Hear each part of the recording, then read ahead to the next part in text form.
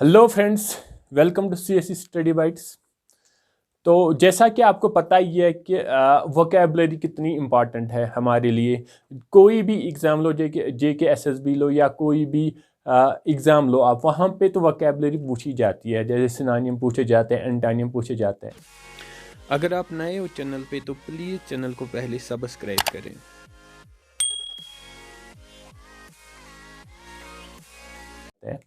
तो अब लेकिन वहाँ पे प्रॉब्लम क्या होती है, अब ये वोकेबलरी को याद कैसे रखें।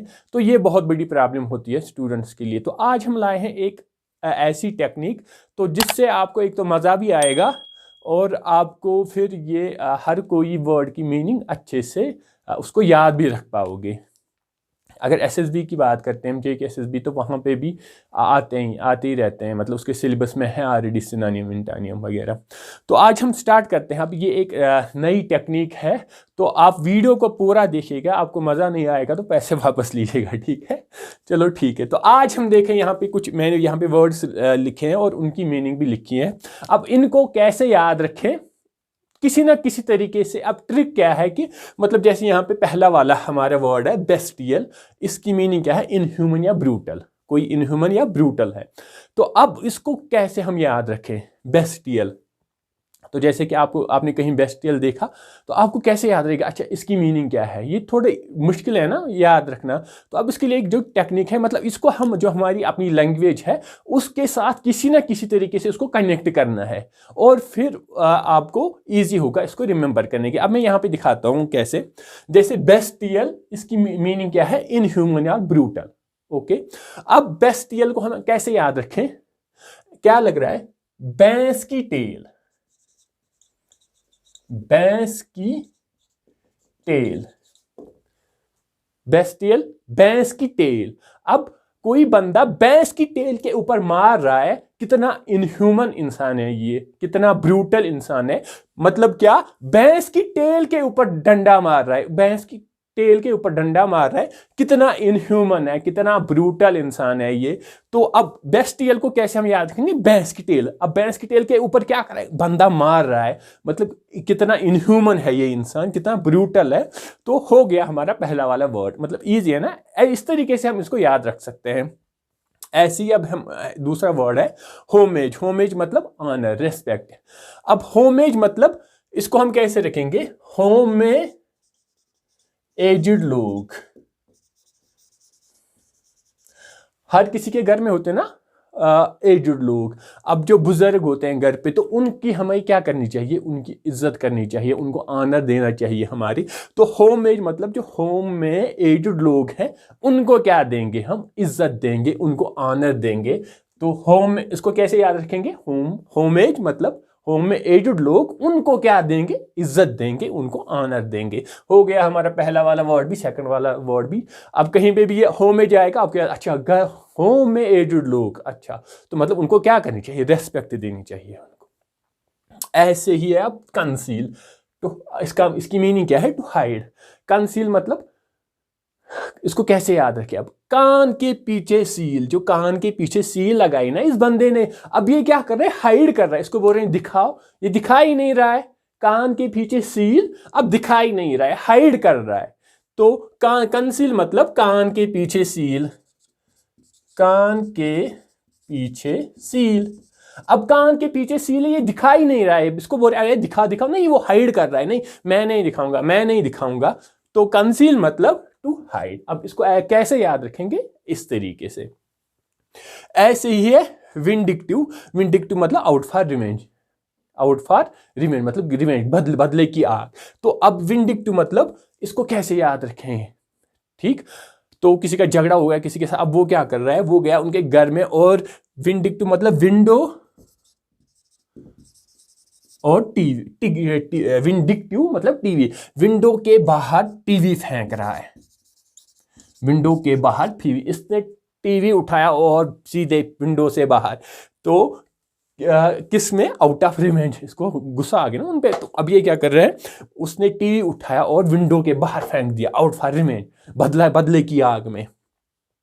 तो इस तरीके से हम इसको याद रख सकते हैं। तो हो गया हमारा ये वाला वर्ड भी क्लियर।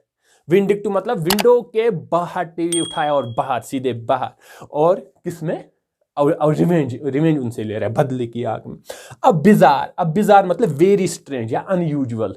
अब बिजार को कैसे हम याद रखेंगे? बिजार बाजार गया था मैं, वहां पे कुछ अजीब ही चीज दिखने को मिली, कुछ अनयूजुअल चीज दिखी मुझे। कहां पे?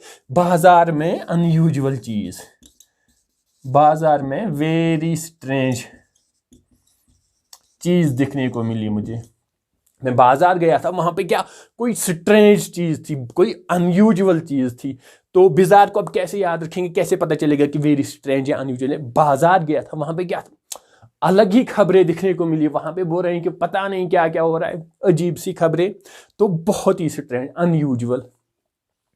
इसके बाद रेलिश मतलब एंजॉय। अब इसको कैसे याद रखेंगे? रेलिश मतलब रेल में लस्सी पी रहा है बंदा, रेल में लस्सी पी रहा है मतलब एंजॉय कर रहा है, ऐसे मजे ले रहा है। बंदा क्या कर रहा है? रेल में बैठ के लस्सी पी रहा है, एंजॉय कर रहा है, मजे ले रहा है। तो हो गया रेलिश भी। रेलिश मतलब एंजॉय करना। कैसे? रेल में बैठ के लस्सी पी रहा है, मजे ले रहा है, एंजॉय कर रहा है। इसके बाद ट्वीक मतलब टू मेक स्लाइट चेंज, कोई चीज किसी चीज में थोड़ी स्लाइट चेंज करना, इसको हम क्या बोलते हैं? ट्वीक। अब ट्वीक इसको कैसे याद रखें? ट्वीक मतलब 2 वीक्स लिए उन्होंने कमरे को थोड़ी स्लाइट चेंज करनी थी। उसके लिए कौन 2 वीक्स लेता है? 2 वीक्स, तो हम इसके यहां पे बोल सकते हैं 2 वीक्स लिए रूम को साफ करने की, रूम को थोड़ी चेंज करने की।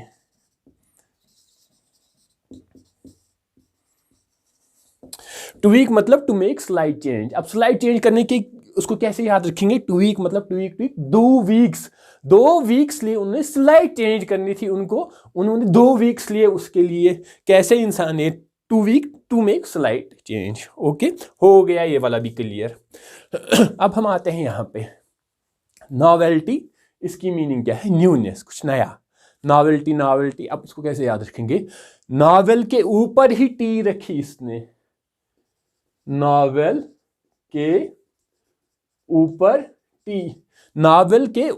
टी रखी बंदे ने, मतलब कुछ नया कर रहा है, कुछ न्यूनेस, इसने सोचा कुछ नया करूंगा, इसने क्या किया? नॉवेल के ऊपर ही टी रख दी।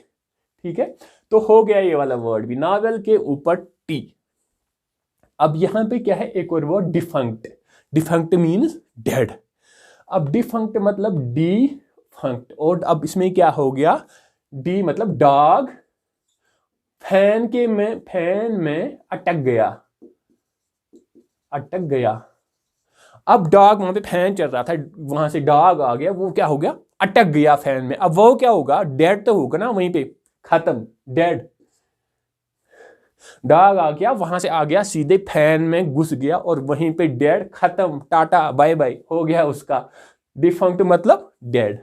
इसके बाद ओगल को कैसे याद रखें? मेक आइज एट मतलब देख रहे हैं सारे इसी को।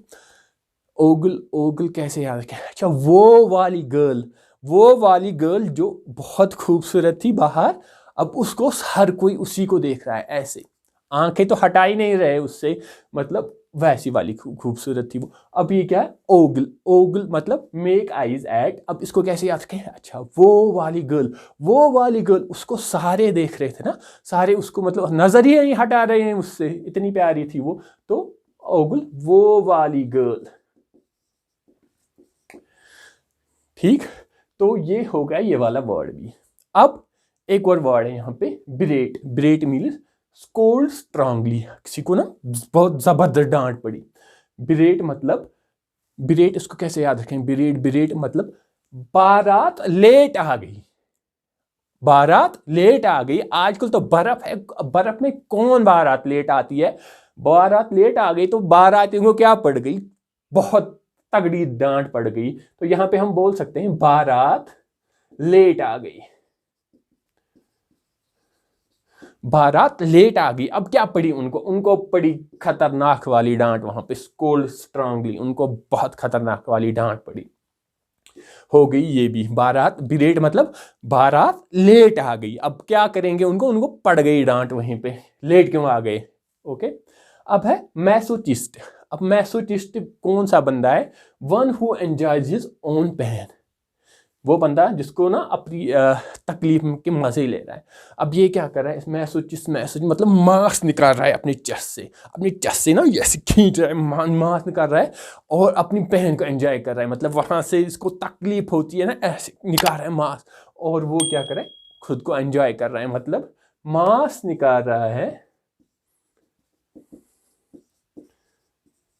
चेस्ट से और अपनी एंजॉय मजे ले रहा है। पेन, उसको इतनी तकलीफ हो रही है लेकिन वो मजे ले रहा है। मैसोचिस्ट मतलब मांस निकाल रहा है चेस्ट से और मजे ले रहा है इसके। तो हो गया ये वाला वर्ड भी। अब इसके बाद क्या है, एडमेंट। एडमेंट मतलब हार्ड या जो रूड हो, एडमेंट हो ना, वो रूड है, हार्ड है। अब एडमेंट इसको कैसे याद रखेंगे, आदमी आंट बन गया, आदमी आंट बन गया।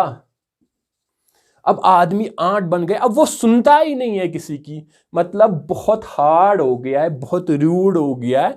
एडमेंट मतलब आदमी क्या, आंट बन गया, अब वो सुनता ही नहीं है किसी की, मतलब बहुत हार्ड हो गया, मतलब रूड हो गया, सुनता ही नहीं है किसी की। तो हो गया ये वाला वर्ड भी, एडमेंट।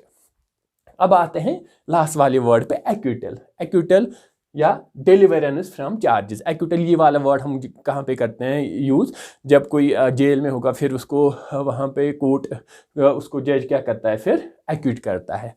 तो मतलब आपको मुफ्ती मिल गई, आप चलो आप अब घर जा सकते हो। एक्विटल, अब इसको याद कैसे रखेंगे, एक्विटल मतलब एक क्विंटल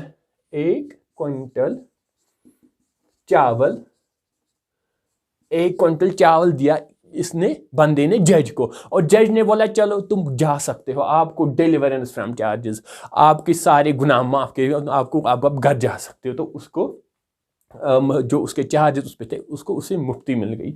अब याद कैसे रखेंगे, एक्विटल मतलब एक क्विंटल चावल दे के इसने रिश्वत दिया, और उसने क्या किया, उसने बोला चलो तुमको मुफ्ती मिल गई, जो भी तुमने गुनाह किए थे, चलो अब तुम्हें छोड़ देते हैं।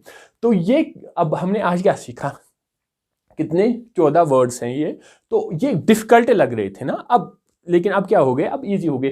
किसी ना किसी तरीके से, मतलब जिसकी जो भी लैंग्वेज है, किसी ना किसी तरीके से ना उनको कनेक्ट करना है वर्ड्स को, और अगर आप कनेक्ट कर पा रहे हो तो मतलब फिर इजी होता है इसको रिमेंबर करने के लिए।